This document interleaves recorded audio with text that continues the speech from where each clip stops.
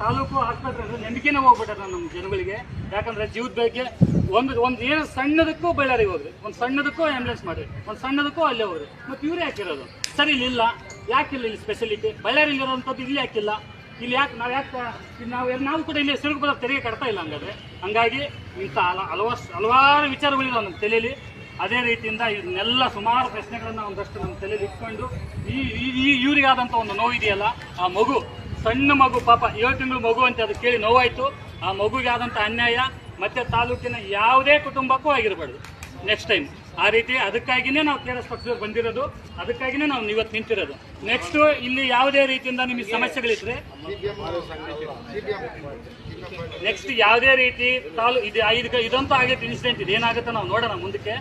ತಾಲೂಕಲ್ಲಿ ತಾಲೂಕು ಕಚೇರಿ ಯಾವುದಿದು ಆಸ್ಪತ್ರೆಯಲ್ಲಿ ಇದೇ ರೀತಿ ಏನಾದರೂ ಸಮಸ್ಯೆಗಳಾದರೆ ದಯವಿಟ್ಟು ನಮ್ಮ ಗಮನಕ್ಕೆ ತನ್ನಿ. ನಿಮ್ಮ ಸಮಸ್ಯೆನ ನೀವು ಕೇಳಕ್ಕೆ ಪ್ರಶ್ನೆ ಮಾಡೋಕ್ಕಾಗಿಲ್ಲ ಅಂದ್ರೆ ಅಟ್ಲೀಸ್ಟ್ ನಮ್ಮಂತ ಒಂದು ತಂಡ ಇದೆ, ನಮಗೆ